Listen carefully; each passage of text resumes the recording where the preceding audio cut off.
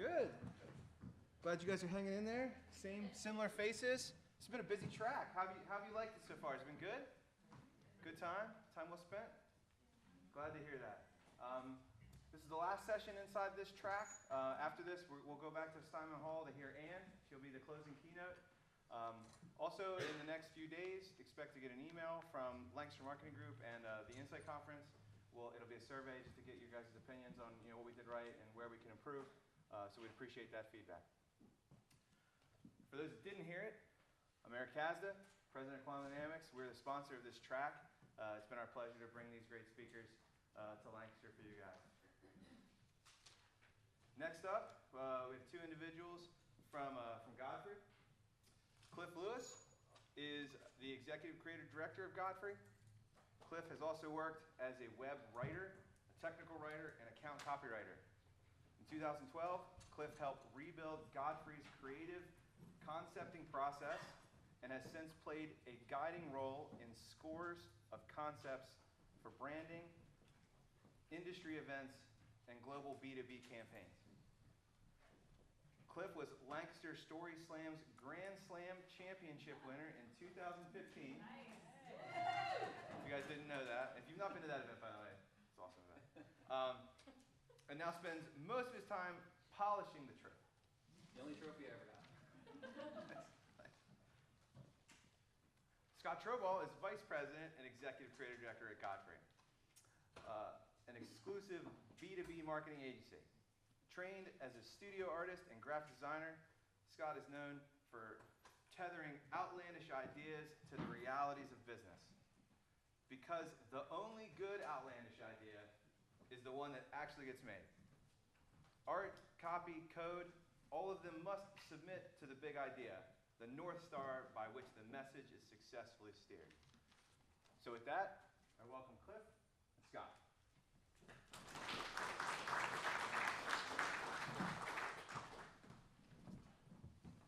All of that prose was my trophy. That's all I have. It's a little overrated, but having a trophy is pretty nice. So there are two of us, and we're kind of going back and forth. So like we each had to have our own mics, so we have these cords for them, which is like kind of neat because like I'm gonna probably like twine it around my finger sometimes, and like I might even swing the mic on it if I get really into it. So. So yeah, we're talking about marketing experiences, how to create a magical marketing experience that doesn't lose touch with the realities of your business, doesn't lose touch with the reality for your audience, and doesn't lose touch, most importantly, with your message.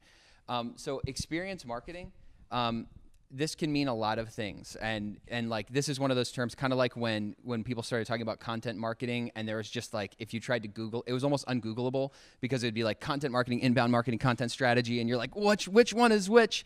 It's a little bit like that, but honestly, experience marketing you could define it as marketing through experiences that engage customers and create emotional attachment to the product or service. So if we're talking about this like 20 years ago, the vast majority of what we'd be discussing would be event marketing, trade shows, like industry events and stuff like that. In 2017, we have this whole universe of marketing technologies that are available to us at our fingertips, like, between VR and AR and so many other things where we can create a marketing experience that can happen anywhere and at any time and at any place.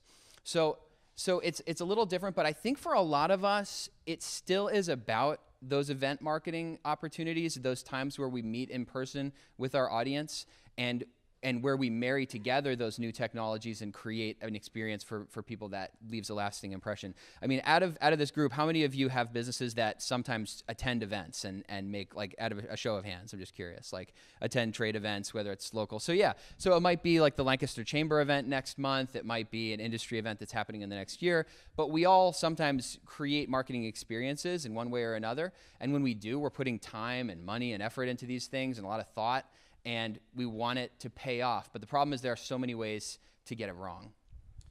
Exactly. We would be remiss if we started telling you the right way to do things or the way that we've found to be the right way to do things unless we went through a couple of examples of how not to do things. Also because they're incredibly entertaining. So we have a couple of those to share with you right now. Yes. So one of the most obvious ways to get things wrong is to not really employ the skills of a knowledgeable, experienced designer, right? So all the identities of the brands have been protected to protect the innocent and all that. But but this can happen easily. So you don't incorporate the skills of a designer. So you're not representing your brand with the proper professional veneer that you should be. You end up with maybe somebody you could put a tremendous amount of effort into creating a booth experience, but if you're not bringing in the right talent, then you're going to have a problem. You end up with the DIY sort of like science fair aesthetic, and things can get a little scary. Right. So it falls to me to address the elephant in the room that they built out of paper mache, because this is a software company, but to get eyeballs and just to get people to stop by and ask questions, they built an elephant. So elephant in the room, cliche alert, and also there's the old joke, Cliff, how do you eat an elephant? How do you eat an elephant, Scott? I don't know. One bite at a time. If you can see it, just past the, yeah, right. So I'm making judgments, and it's not like, because this took a lot of effort. I mean, we have to be honest. That took a ton of effort, but it doesn't necessarily really impact or explain what it is that they do. It's not tethered to the meaning of what they're really there to share, and therefore, you're going to get a lot of people that aren't qualified leads coming by just to see what the elephant's about. Yeah. So, there are things that are worse than paper mache. This was from an ICMI event where they wanted to find a new way to sell sponsorships and ad space. So they created an opportunity to let sponsors promote themselves on all the toilet paper that was going to be present at the event, which is a weird idea, but hey, it gets people interested, gets new forms of brand engagement happening.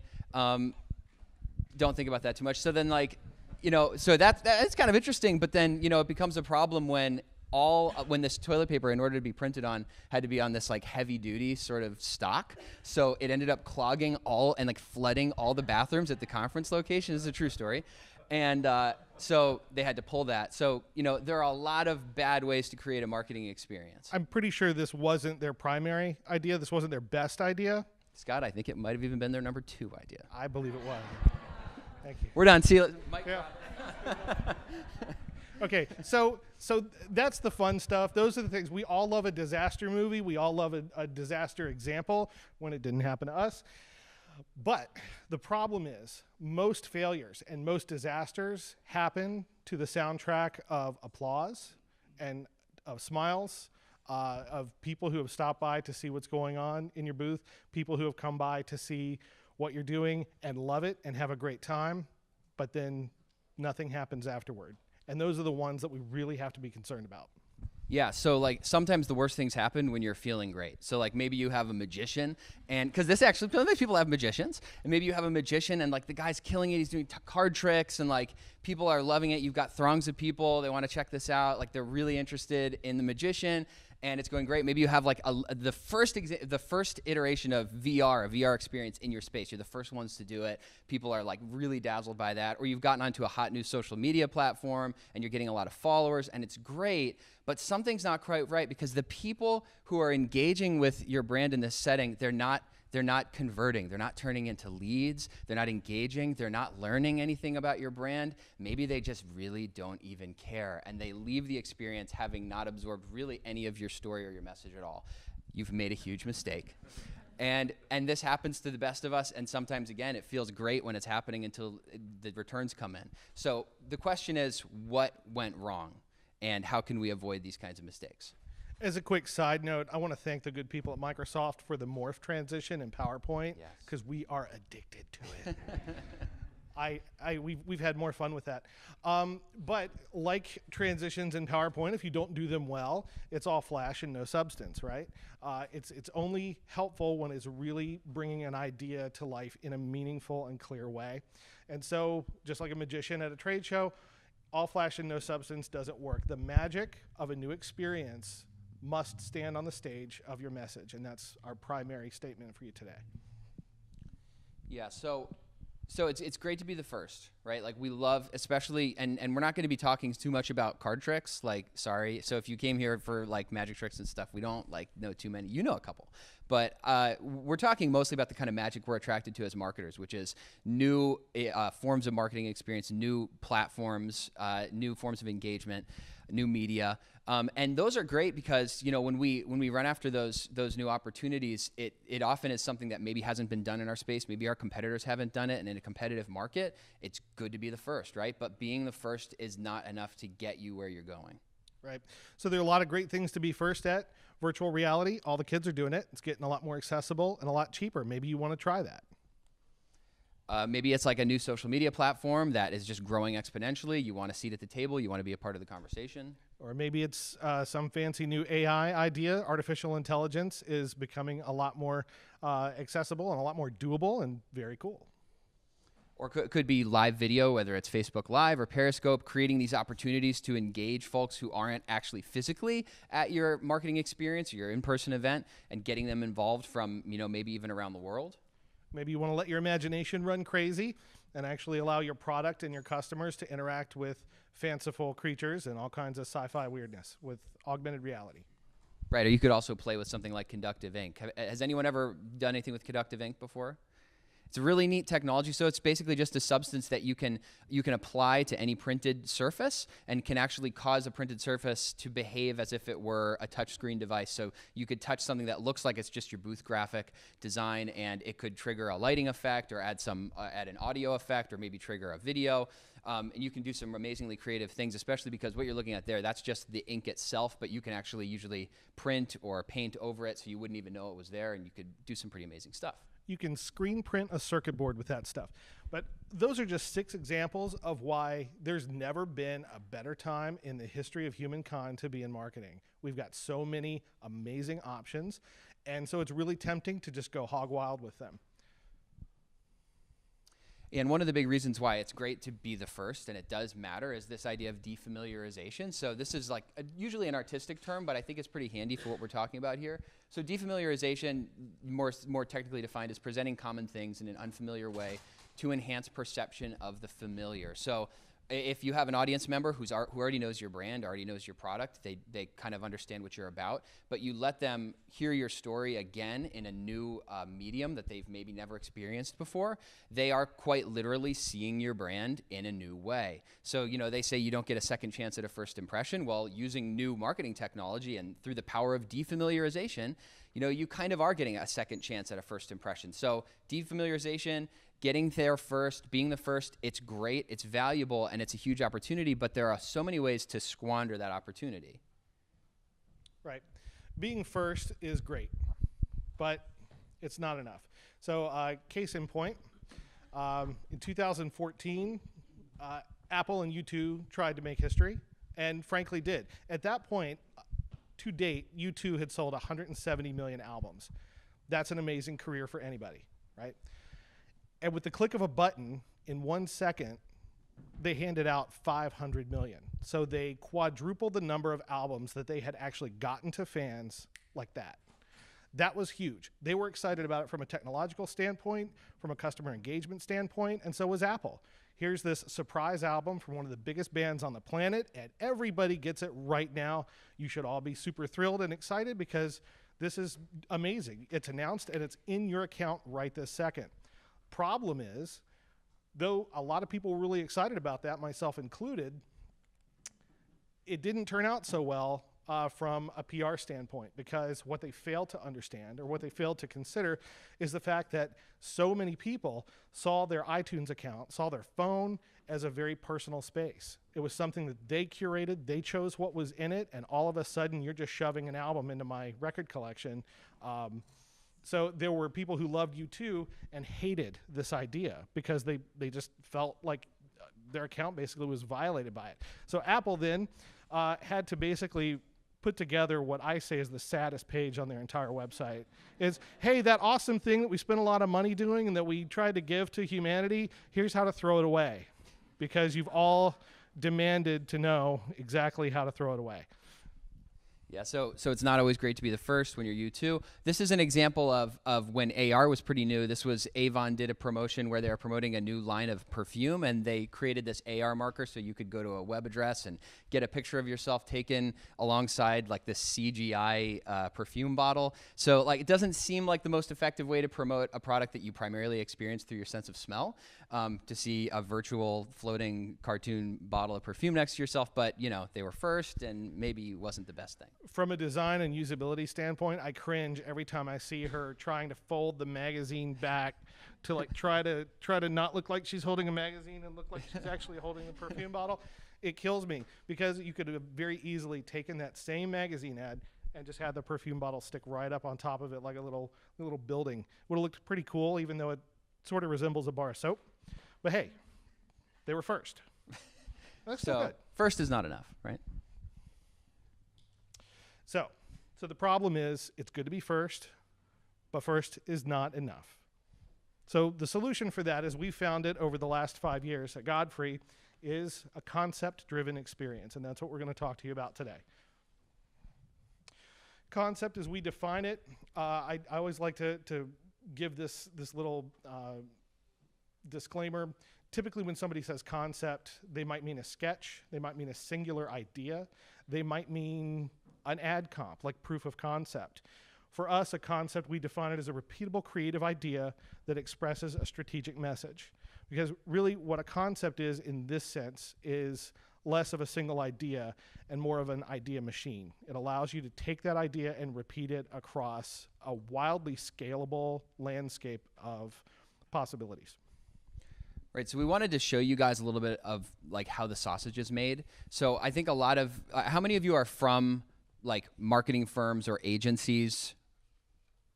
Okay, so yeah, so a lot of us, if you are, I'm sure you have your own methodology. Everyone has it, but it's kind of interesting to see how the machinery works in other organizations. So we wanted to give you sort of an abridged version of how we do this. So we apply some kind of concepting anytime we're doing really any project that's going to have repeated creative iterations on multiple platforms. So if it's just going to be a single ad and it's just a brand positioning ad for a client, you know, maybe we won't do concepting for that. But for many other things we will, and it's a very scalable process. The reason we have a concepting process that is very well defined down to like each step and can sometimes be defined enough that we know what's supposed to happen on exactly which day of the process is because concepting and creative brainstorming can be really messy. And when you do nothing but embrace the messiness, it can make for a great photo op. Like you get all these creative people in a room, you got like a whiteboard and sticky notes, and it's like, this is so cool. But sometimes what you're getting out of that experience isn't you're not getting the most mileage out of the brain power. So you might have, you know, an example, like on a given whiteboard covered in sticky notes, you might have a line of copy, and then you might also have a headline, and you might have a tagline there, and you might have some brand visual inspiration, you might have some ideas for technological applications for marketing experience, and all kinds, like it could be any number of things, and it's hard to know up from down, hard to prioritize, figure out what you do after you've covered that board with stuff.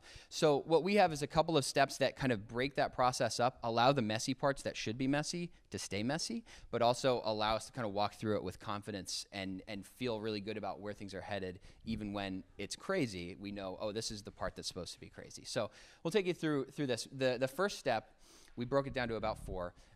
We could call position. So we know the concept of brand positioning. That's going to be pretty familiar, I'm sure, to most of us. You know, as you're reevaluating, rebuilding a brand from the ground up, you're going to say, all right, where's our position in the marketplace?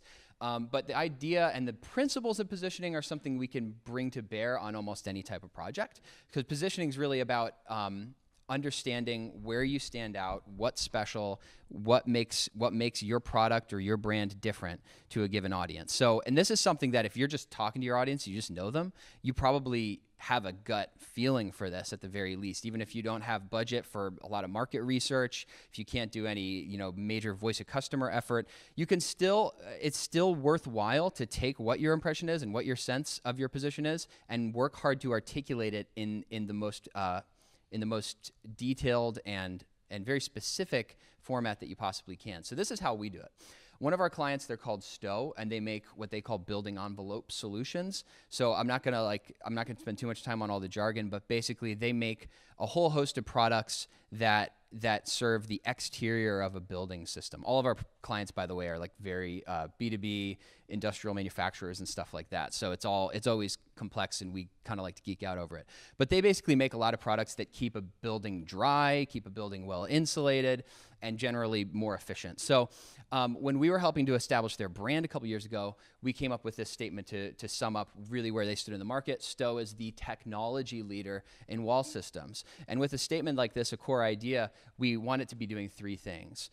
We want it to be short, specific, and superlative. And that's enough of a part of our culture that people can just rattle off the 3 S's like at a moment's notice. So we want it to be short, so 8 words. This is 8 words. We usually cap it at 12. Like, we try not to get too lengthy with this statement. And believe me, especially like if we just let the client create this statement, it's going to be like 500 words long. But we work really hard to keep it as short as possible. It's also superlative. So we're saying they're the leader in something. They are the est of something. And we figure out what that's going to be. And then also specific. So, we're identifying where the superlative lies and, where in the market they're excelling. So we establish a core statement like this, and this kind of becomes a guiding light that we hang on to. And if you noticed, there's nothing creative about this statement yet. Like, and we do this in like a clean room creatively. Like, we try to avoid wordplay, puns. We keep it all out. And we've got a lot of copywriters who help work on these things. And we have to be real sticklers that this is like a scientific statement. And we establish it from the get-go before we let things go crazy, as they should in concepting. Exactly. So that statement, and by the way, that is a hot rod of a core statement. I love that thing every time we pull it out because there's not a single word wasted.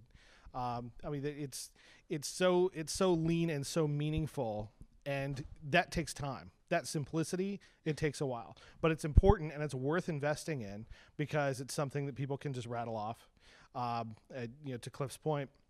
But it's also the foundation for every single thing that we do afterward.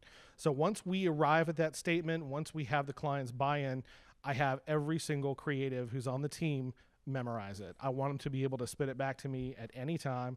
I joke with them that if they have trouble, they can always just write it in magic marker backwards on their forehead. So when they look in the mirror, they're always reminded. Nobody's taken me up on that yet.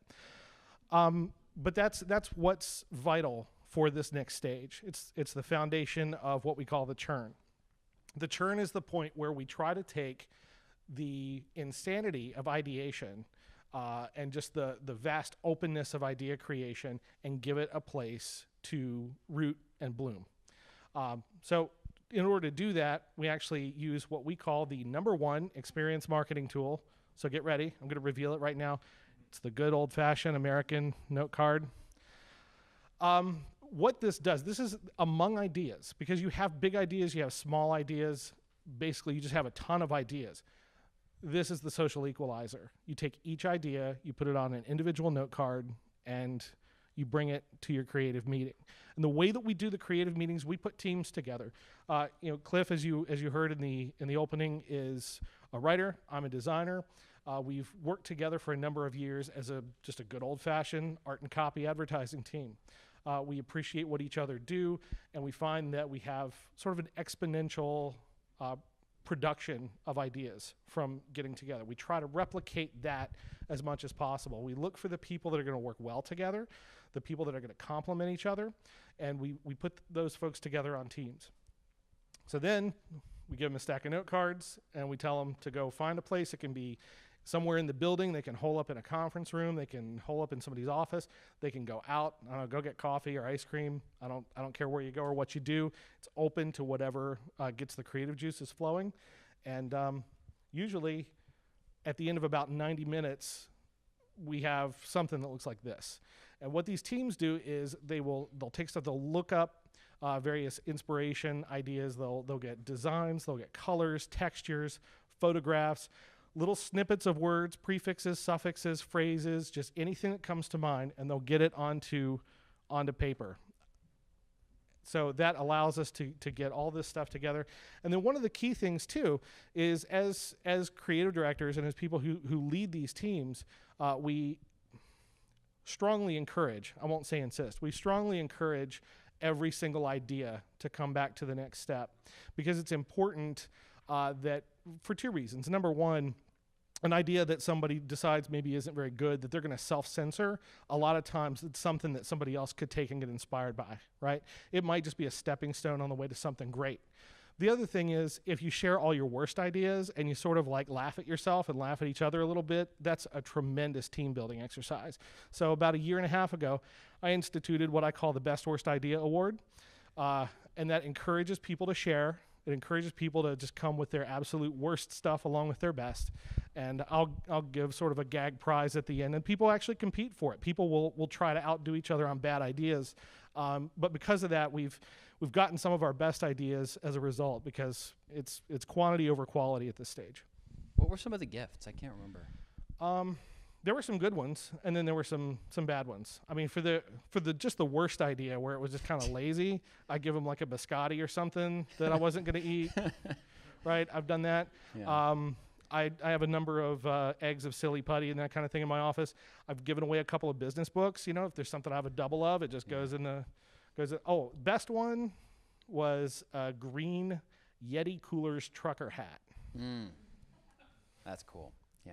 They never wear it, but it's up on the shelf right at their desk. Yeah, so we encourage people not to censor themselves. We basically say, like, the only rule here is there are no rules, except there is one rule, and it is the only rule, and that rule is the core idea. So that statement that we talked about in position, step 1, that's the rule. That is a rule. Everything they come with needs to help tell that story and support it. So after we've come up with this mass of, like, this beautiful, gnarly mass of ideas piled up on the table, we want to refine those ideas and start figuring out where the concept really lies. So we've made a mess, and usually the person who's running the process, often a creative director in our organization, but it could be any type of role, just somebody who's running and coordinating the teams, is going to stand back and look at all the ideas. Typically, this person has not come up with any of them, so they can be kind of objective. They're just like, they're seeing all this for the first time. People have pitched each card and kind of laid it out and given some rationale. So this person can walk around the table, look at the ideas, and start looking for points of continuity. So maybe there were 3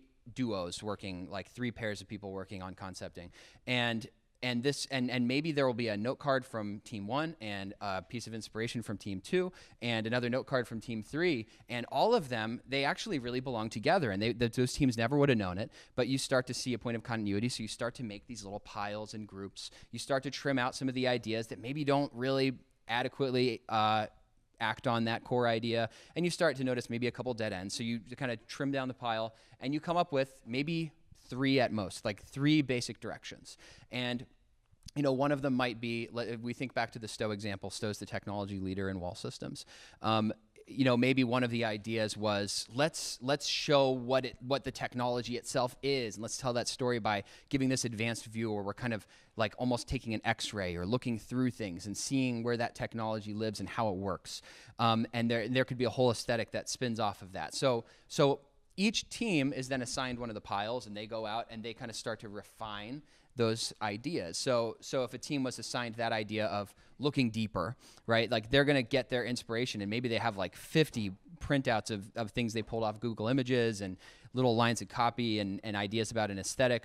Well, they're going to start to focus that up and really figure out, what is the most powerful set that we could possibly identify for where we want to take this. So maybe they're starting to zero in, and they're saying, we could look at 3D CAD drawings as maybe an aesthetic to take some inspiration from, maybe infographic overlays to show information in a photograph of an exterior of a space. Maybe even in terms of technological experiences, we could think about augmented reality and mixed reality and things like Google Glass, where you can actually, basically perceive more information in your actual physical surroundings. So a team is going to start to focus in on what their inspiration is, and then they're going to develop a definition. The definition is incredibly important. So you've got your core statement, and that is, Stowe is the technology leader in wall systems. That's what we want to get the audience to think.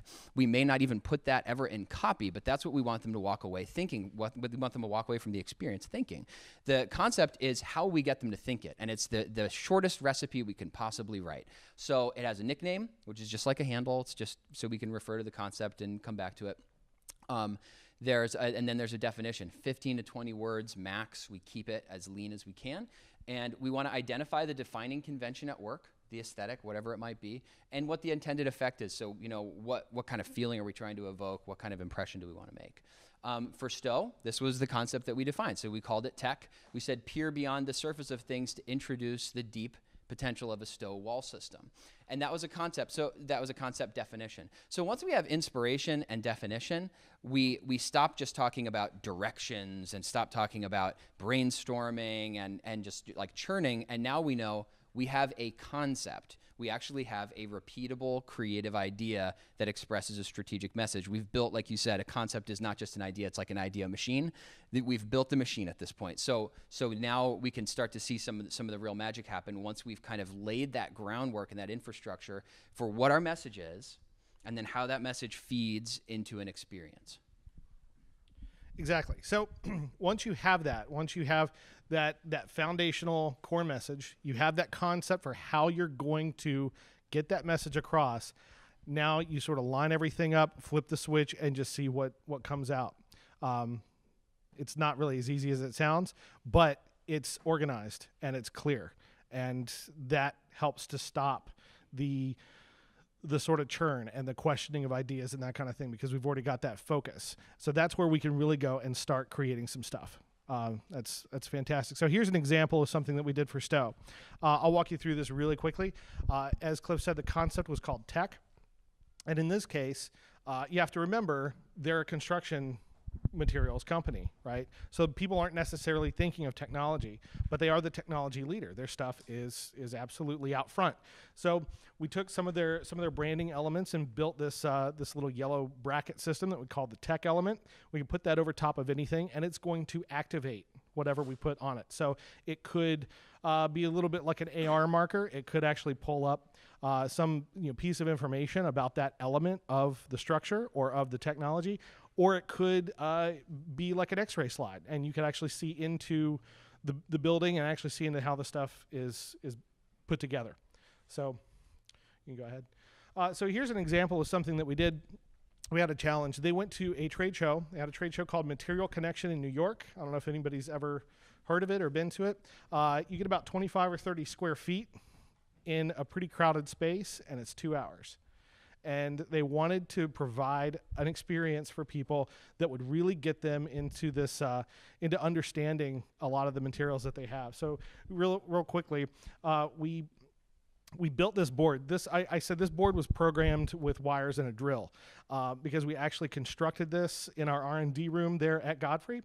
And this is a board that actually hits 4 out of the 5 senses. So you can't lick anything on it. But Stowe makes stuff that actually reduces odors from various like gases and chemicals and things like that. So we had a little spray bottle that you could spray on this thing and see that the smell didn't actually adhere. It was pretty cool.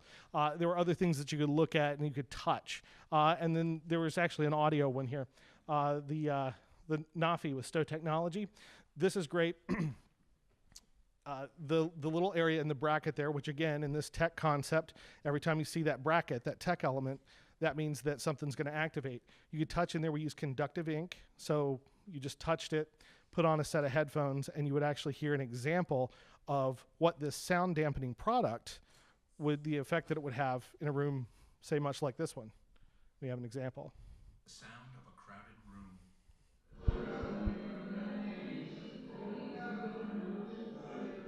This is the sound of a crowded room that has NAFI with Stowe technology installed on walls and ceilings.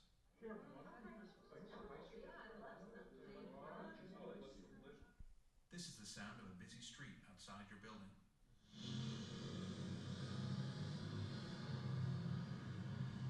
This is the sound of that same busy street when NAFI with Stowe technology is installed on walls and ceilings.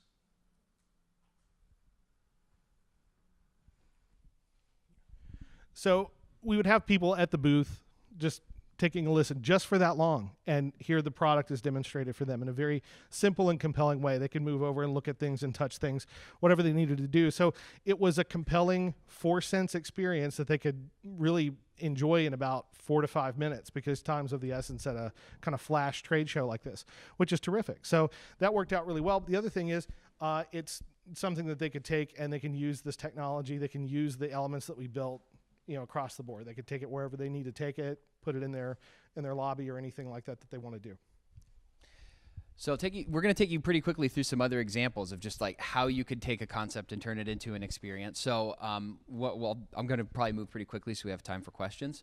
But this is just another example. This was at the AIA show just this year, and Stowe was really running with the same brand concept and really telling fundamentally the same story but a different event. And they wanted to make a little bit of a bigger showing. So this is less of a small engagement like a tabletop, that we use at Material Connection, and something much a bit larger. Still kind of modest space, but we wanted to create something that was memorable and told their story. So the Microsoft HoloLens probably wasn't even a very well recognized product at all, probably in R&D when we first developed the tech concept. But all these years later, the concept still remained, and we came across this technology. So I don't know if you guys are familiar with mixed reality. I mean, it's basically sort of like VR meets AR. So you can actually put on this headset and view your actual physical surroundings, but see digital elements overlaid into that space. So it's kind of the perfect technology to tell this tech story of looking deeper and seeing kind of what's behind things and understanding how technology leadership works and what it looks like. So, and this is still a very new technology, so it was sort of an early stab at it, but we wanted to explore, how you can look at the various layers of a Stowe wall system and actually select a certain layer and then look back into the bracket element. I think this demo kind of shows that you could just kind of look back at the bracket element and learn a little bit about what that component can do and what it offers. So yet again, just an example, you can develop a concept before you even know what the application is at all, maybe before the application even exists, and you can then create an experience that's really rooted in your message.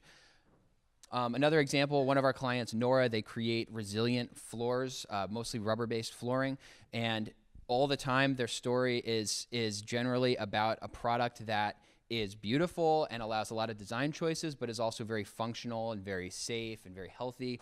They're marketing into the healthcare space a lot of times, and with this product, Noraplan Velua, they had a product that was had a very natural aesthetic. So it was sort of had like almost a texture reminiscent of a wood grain, and they wanted to show how you could use that product in a medical space. So we actually created this concept where we showed sort of the Nora product fusing with a natural environment. So we showed healthcare applications kind of mixed with a natural environment. And we were able to take that concept and bring it to life in a trade show setting where we could actually show those environments and let people kind of walk through this physical space with these graphics that kind of demonstrated the healthcare meeting with the natural. And we were also able to make it something even bigger, even though it wasn't the largest floor space, which using VR viewers, we actually used Google Cardboard as a platform and created a design wrap that looked just like the product. So it felt almost like you're looking through the product, and when you put it on, you can see yourself in this natural environment. And if you look down, you'll realize that the canyon you're standing in is floored by Noraplan Velua, and you can see that texture up close. So it was a way to tell that same story that we were telling throughout the campaign and turn it into an experience that fed all the way back to their core message about something that's functional but also natural. What I love about that example is so much of the technology that was used there to get that message across is fairly affordable. I mean, we have clients with real world budgets. We're not working for Nike and Coca-Cola here. I mean, we're marketing teams that actually have budgets. We're using Google Cardboards. We're using just some fairly simplistic things to get this stuff done, and working with partners who can help us problem solve. And so there are times where we have that idea, that concept driven idea, we know a tactic that we want to use, and we can get with a partner who's going to say, well, here are your options within that price point. And we can actually sometimes do more than what we thought we could do with the budget that we have. And I think that's important to say because, I mean, you guys are working with, I'm sure, a wide variety of budgets and that kind of thing. And, everybody's got constraints and everybody's got to watch the bottom line. One more, now that I've talked about budgets, we can talk about a big one. JLG is an industry leader in lift and access equipment. They're in the construction space.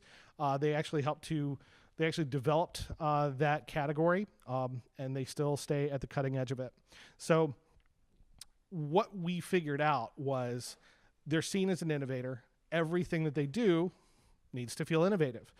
Their equipment's innovative, and to somebody who's in that market, they fully understand that. They look at it and they're like, oh, I've never seen one of these do that before. That's a fantastic new product. What we're saying is, from a branding standpoint, The way that you answer the phone, the way that you send an email, the way that you do anything needs to have that spark of innovation, needs to have that slightly different perspective. So when it came time for them to do ConExpo, which is a big outdoor trade show in Vegas, it's every 3 years for the construction industry, we really wanted to push innovation. So the concept name, we talked about having innovation everywhere. So it was like, let's look at the future. Let's look at the future of the people who do this work, who use this equipment. What's it going to look like for them in 2 years, 3 years, 5 years, 10 years? Let's start to imagine a little bit. Let's look at things a little bit differently. Let's look at geodesic domes, and let's look at different ways to do architecture. At one point, I joked with the team, hey, it would be really cool if the booth had no right angles. And they came really close. I was super proud of these guys. This thing had all these great facets, terrific photography, but it's the centerpiece of a larger outdoor space with all the equipment. So once you get to the equipment, you're seeing all this equipment as you walk in. Once you get inside the booth, we didn't just want it to be a free drink and a sales pitch. We wanted to actually give them an experience that they had never had before. So what we did was we looked at virtual reality. We looked at, they have a simulator here. You're in an actual access lift basket where you have the controls, you have a VR viewer on, people can see what's on the screen there. And it's sort of like being in a video game. They developed that. We were able to make use of it there. They also talked a little bit about where the industry is going with new machines that maybe they're driverless, maybe there are drones that actually help work on a work site and oversee things. So they were able, using augmented reality, everything that's on that table there was visible on screen, but you also saw the future machines doing work. And there was a nice voice over there to help explain that. So it's presenting innovation, but in an innovative way. And then this was great too. This is a machine that they were actually unveiling there. This has a self-leveling chassis, right? So you can roll over a lot of big rocks and that kind of thing. So to show that off, we did some cool schematic stuff with a clear monitor, so that when you walk up and see that, it's an experience that you maybe haven't had up to this point. Yeah, so you guys have sat through a lot of sessions today. You've learned a lot of stuff, and we covered a lot of stuff here. So we don't expect that you're going to remember everything. But if you take just one thing back from this, I think it's important to remember this core idea, which is the magic of a new experience must stand on the stage of your message. So just remember that you don't have to choose between flash and substance. You can have flash and substance. And when you establish your message and you know what it is and you understand the repeatable creative idea, the concept that can carry your message, then you can run into all kinds of amazing applications, amazing marketing experiences that still help you tell your story when all is said and done. So a couple of key points. I mean, for one thing, you got to know the tech, but don't just start with the tech, start with your core idea. Focus on your message when you're working on your creative. Make sure you understand that backwards and forwards. It's a very singular idea that will help to drive every single decision you make. Right. Short, specific, superlative. And then also define your concept, understand what it works, write a recipe, write something that's less than 20 words long that basically says, here's the convention at work, here's the intended effect, this is what we'll nickname the concept, let's all learn it as we begin to come up with ideas of how to bring it to life. And as you come up with those outlandish ideas, you have a really straight trajectory on which ones are going to fit within the line of sight of that North Star that you're going to navigate by, that core idea and that concept. And as you work through it, you have to follow where it leads and look for where those any technology that you know about, any crazy ideas you have, how do they fit, how do they support it? Make sure that you're paying close attention to that. So that's it. I mean, I don't know if you have a lot of time left for questions, but sometime. We have a few minutes. So yeah. We have 6 minutes for questions.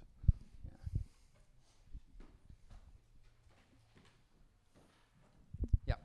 I'm curious, do you do the actual content for the Google Lens and the HoloLens in-house, or is that something that you concept and then work with other partners? I mean, speaking back and forth with both sides. That's an excellent question. The answer is both. There's some things that we do in-house at a certain level. We are a full-service agency, but we also know the value of having partners. So I would liken it to, you know, we have a really nice printer and color copier, and so if somebody needs a couple of sheets of something or a couple little signage pieces, we can certainly produce those and send them right over to you. But if they really need nice signage, we're going to go to a sign shop. We're going to design it, concept it, and send it out there. It is exactly the same with this kind of technology. So we could develop some 3D wraparound kinds of things. We have a camera that can actually shoot 360 video, and so we play with that, and we can get that into a Google Cardboard viewer on like a Samsung phone. But if we need something really hardcore, we're going to go talk to Greenfish or one of those other vendors like that. And when you're working with an outside vendor, having a really sharply defined concept is super helpful, because we can hand that to them and not only give them like reactive direction, but it's really focused proactive direction. So, you know, for instance, with JLG, you know, we don't do architectural designs at our full service B2B Marcom agency, right? So like we work with a vendor obviously to do that, but we were able to give them that concept about like multi-dimensional innovation that happens at every level of the experience, give them our inspiration, and they came back with this booth design that looked exactly like what we had imagined. So it is still really helpful when you're working outside your organization too. Anybody else? All right, well, we'll be here, and we can answer any questions. If anyone was shy and they want to ask us something later, feel free. We'll be here all night. Thank you very much. Theoretically.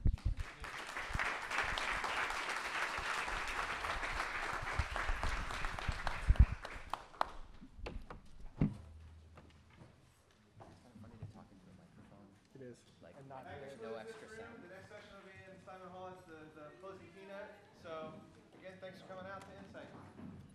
That's a good presentation, guys. Thank you, guys. Thanks very much. Cool work.